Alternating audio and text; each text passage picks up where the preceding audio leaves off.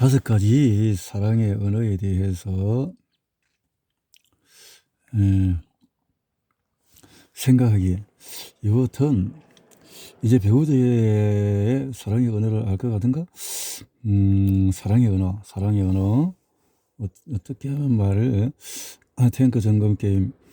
일단 이런 정보를 가지고 3주 동안 일주일에 3번씩 다음과 같은 게임을 하라. 나는 이 게임을 탱크 점검이라고 부르는데 그 방법은 다음과 같다. 당신이 퇴근해서 집에 들었을 때 배우자에게 0부터 10까지 중에서 당신의 사랑 탱크 소유는 지금 어디를 가리키고 있어? 라고 물어보라. 0은 텅 비었다는 것이고 10은 꽉 차 있으니 염려 없다는 의미다. 당신은 0부터 10까지의 숫자를 사용해서 사랑의 소유를 표시할 수 있다. 사랑은 선택이다. 상처와 분노, 원한이 가득한데 어떻게 서로 사랑의 언어를 고수할 수 있겠는가? 이 질문에 답을 얻기 위해서는 인간의 본성을 살펴볼 필요가 있다. 인간은 선택할 수 있는 능력을 갖춘 피조물이다. 피조물. 사랑은 감정인가 행동인가? 9개월 동안의 브랜드와 베이키를 상담하면서 우리는 그들이 이제까지 해결하지 못했던 수많은 문제를 다루어야 했다. 그러나 그들이 결혼 생활을 회복하는데 열쇠는 서로의 사랑의 언어를 배우고 그것을 자주 사용하는 것이었다. 배우자의 사랑의 언어가 나에게 자연스럽지 않으면 어떻게 하나요? 종종 이제는 사랑하지 않아요. 석고상처럼 무뚝뚝한 브랜트라는 남자가 왔었다.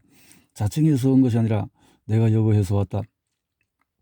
일주일 전에 그의 아내인 베키가 젖질을 쓸 정도로 눈물을 흘렸었다. 그녀는 남편이 자기를 더 이상 사랑하지 않으며 그가 자기를 떠나려 한다는 사실을 가까스로 털어놓았다. 그녀는 몹시 낙담하고 있었다. 사랑하지 않아요? 사랑이 변화시킨다. 사랑은 단순히 감정적인 욕구만이 아니다. 인간의 기본 욕구에는 안정에 대한 욕구, 자긍심에 대한 욕구, 의미에 대한 욕구가 있다고 심리학자들은 한다. 그러나 사랑은 이 모든 욕구와 연결되어 있다. 배우자의 사랑을 느낄 때 배우자가 나에게 나쁜 행동을 하지 않으리라 믿고 마음이 편안해진다. 그렇지 않으면 뭔가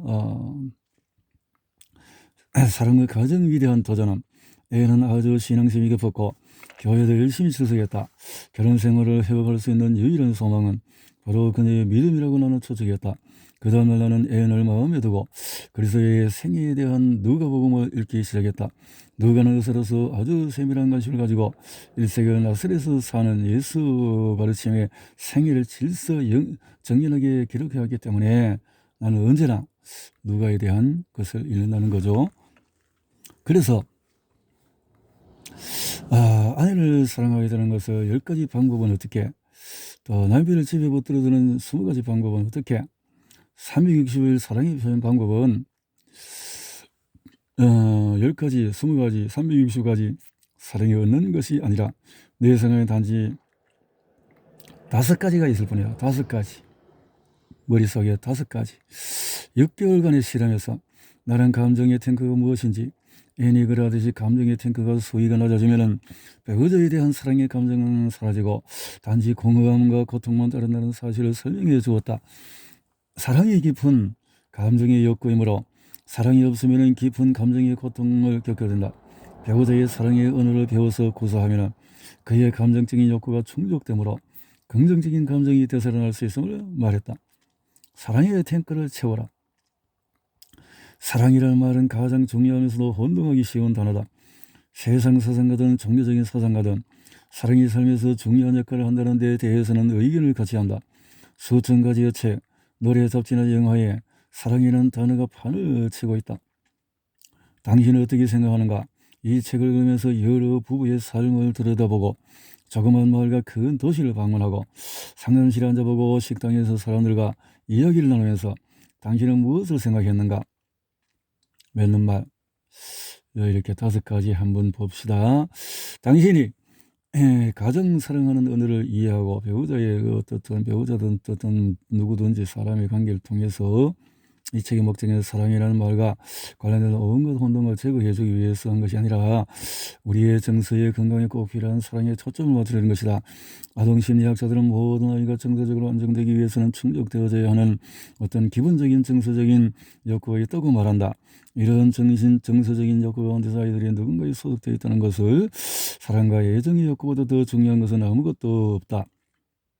사랑, 나의 사랑의 언어를 알 수 있으면 나 배우자의 나이가 들면 5가지 자녀, 배우자, 남성 등등등등 사랑에 대해서 사랑에 빠진다고? 그대는 약속도 없이 내 사무실에 찾아와서 단 5분 만에 나를 만나고 싶다고 비서에게 요청. 나는 18년 동안 제니스를 알고 지내왔다. 그녀는 36의 미혼이었다. 이따금 데이트 문제를 가지고 나를 찾아왔는데 그녀는 사리 없고 남을 배려하는 사람이고 그런데 사랑에 관한 몇 가지 진실은 첫째, 처음 사랑할 때는 황홀하고 영원할 것 같지만은 두 번째, 현실이 찾아온다라는 거죠. 현실. 세 번째, 진정한 사랑은 분명히 있다. 다만 노력이 필요하다. 효과적인 의사소통이 필요하다. 네 번째, 사람마다 사랑의 언어가 있고 상대방의 사랑의 언어로 표현해야 사랑이 전달된다. 상대방의 사랑의 언어로 표현해야 사랑이 전달된다. 그러므로 자신과 상대방의 사랑의 언어를 알고 배워서 사용할 필요가 있다. 그래야 사랑을 효과적으로 소통할 수가 있다. 사랑은 배우고 익혀야 할 기술이다. 에리 프롬. 서로 사랑하면서 사랑을 느끼지 못하는 이유는 뭘까? 이유는 단순하다. 서로 다른 사랑의 언어를 사용하기 때문이다. 사랑의 언어가 다르면 소통되지 않는다. 외국어를 배우듯이 사랑의 언어는 배워야 한다. 사랑을 확실하게 전달하는 방법은 상대방의 사랑의 언어를 사용하는 것이다. 수많은 사람들이 이 간단한 언어를 통해서 결혼 생활의 기쁨을 찾았다. 사람들은 5가지 사랑의 언어를 사용한다. 인정하는 말, 함께하는 시간, 선물, 봉사, 스킨십이다. 5년 가까이 결혼 생활에서 이렇게 무려 130주나 뉴욕타임스 베스트에 오른 기록을 가졌고 이 책은 영어판으로 1000만 부 이상 판매되었고 세계 40여 언어로 번역되었으며 매년 판매 부수가 증가하는 진기록 행진을 하고 있다. 사랑, 인정하는 말. 첫 번째, 마그나 인정, 칭찬을 받으면 인정하고 사랑을 표현하는 것은 인정하는 것이다. 상대를 인정하는 것이다. 라는 거죠. 온유한 말. 사랑은 온유하며 사랑을 온유한 말은 이 말은 방법이 가는 것이다. 문장의 좀 말투에서 당신을 사랑해요 하고 말하면서 표현이 온유하지 않다면 안 되겠네요. 격려. 말로 칭찬한 것은 당신이 배우자를 인정한다는 것을 그와 약간 다른 것은 격려하는 말이다. 격려하다, 용기를 불러일으키다. 격려하다, 격려하는 말. 5가지 사랑의 언어에 대해서 게리 체프만 친근하면서 노련한 상담과 50년에 가까운 결혼생활과 40년의 결혼상담 경험을 바탕으로선 5가지 사랑의 언어로 전 세계 수많은 사람들을 돕고 있다. 이 책은 1992년에 출간된 이후부터 최근 뉴욕타임스 베스트셀러 자리를 지키고 있고 92년에 출간된 이후로 40여 개의 언어로 번역되었고 가계의 200여 방송을 통해서 미국 전역에 전달되고 있다. 인정하라. 함께하는 시간을 갖는다. 선물이 있다. 선물. 봉사가 있다. 봉사. 스킨십이 있다. 스킨십이. 자, 이렇게 이런 부부의 사랑을 초점으로 했네요. 거의 대부분이. 그러나 사람 관계에서 이런 마음을 가지면 누구에게나 상대에서 필요하겠다. 내가 사람의 방언과 천사의 말을 할지라도 사랑이 없으면 소리나는 거리와 울리는 깽가리가 되고 내가 예언하는 능력이 있어 모든 비밀을 모든 지식을 알고 산을 옮길 만한 모든 믿음이 있을지라도 사랑이 없으면 내가 아무것도 아니요. 내가 내게 있는 모든 것을 구하고 내 몸을 불사르게 내어줄지라도 사랑이 없으면 내게 아무 유익이 없느니라. 사랑은 오래 참고 사랑은 온유하며 시기하지 않으며 사랑은 인정하는 다른 방법들. 인정하는 말은 5가지 사랑의 언어 가운데 하나다. 그 언어 안에 여러 가지 방법들이 있다. 우리가 모르는 사실, 이러한 질문들에 대한 답변을 시도하는 것이 이 책의 목적이다. 사랑. 나는 인류학을 공부했다. 겸손한 말은 사랑은 명령하지 않고 부탁한다. 내가 배우자에게 명령할 때 나는 그래서 3살짜리 아이에게 그렇지만 결혼 생활에서 부부는 똑같은 위치에서 주말에 산행을 하고 점심을 같이 하고 아이들 맡기고 둘만 외식하러 나가고 이렇게 한다. 사랑의 언어 함께하는 시간. 베티 조이의 제1의 사랑의 언어에 대해서 이렇게 어떻게 하면 좋을까 말하는 법을 배우기. 진정한 대화는 공감을 가지고 듣는 것뿐만 아니라 자기를 표현하는 것을 요구한다. 어떤 부인에 대해 남편은 말 좀 했으면 좋겠어요 라고 하는데 이런 말하는 법을 배우고 완전한 집중, 두 사람이 한 방에 같이 있다고 반드시 집중이 이루어지는 것은 아니다. 함께하는 시간을 갖는 핵심은 완전히 집중하는 것이다. 주의를 끄는 것이 많을 때 특별히 그렇다. 거실에 앉아서 그렇게 하고 진정한 대화는 인정하는 말과 같이 함께하는 시간이라는 사랑의 언어, 사회형, 시내물형, 감정을 느끼지 않는 사람을 중요한 것을 표현하는 것은 성격의 영향을 받는다. 나는 기본적으로 2가지 성격의 영향이 있다고 생각한다. 첫 번째는 사회형, 조그만 나라 이스라엘은 갈릴리 사회 물을 밖에만 내보내지 못하는 그런 썩어버린다는 거죠. 시내물형이 되자 함께하는 활동, 함께 하는 시간이라는 사랑의 언어는 함께 사랑의 정표는 나는 다메리카 공항으로 인류학 현장 실습을 갔었는데 그래서 카브리아는 이렇게 있었고 나는 시카고에서 인류학을 공부했다. 민속을 연구하기 위해서 이렇게 인류학을 공부를 했었다. 예. 자,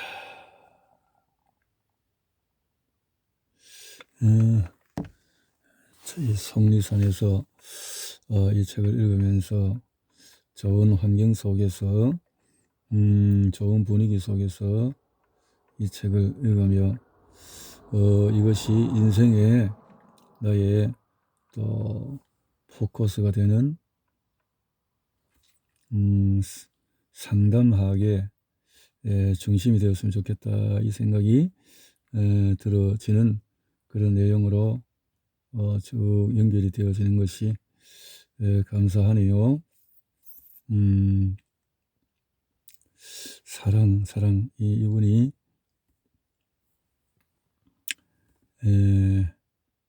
말을 많이 안 해도 이것을 우리가 행함 속에서 만들어 나가면 좋겠다 라는 생각이 들어지는데요. 결혼 후 사랑이 사라진다고?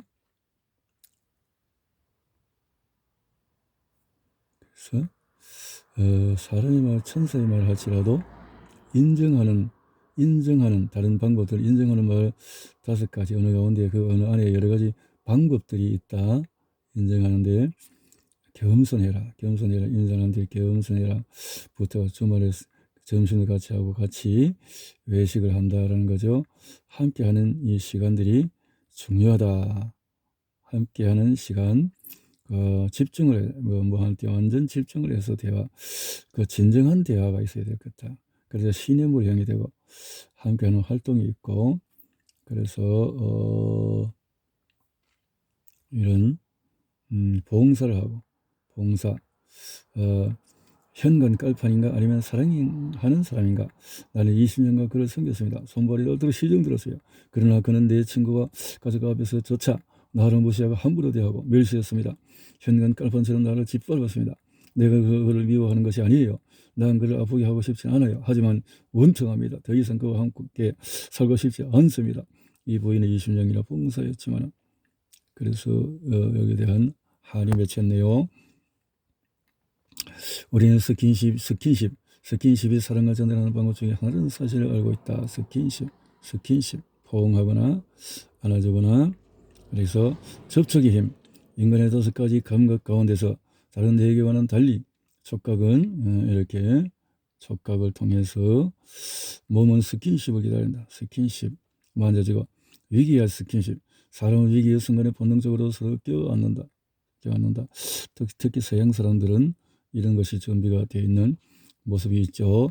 결혼이 이런 건 아니잖아요. 오래전에 결혼 이런 것이 이런 사랑의 언어를 아는 법은 서로의 은혜를 아는 법은, 자, 배우자의 사랑의 탱크를 가득 채우기 위해서 어떻게 해야 되냐? 인정하고 함께하고, 그래서 인정하고 함께하고, 이 그림으로 잘 표시를 잘 했네요.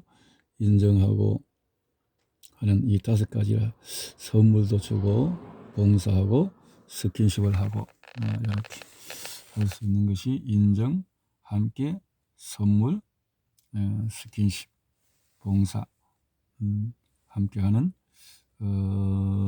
이 사랑의 5가지를 기억을 하자.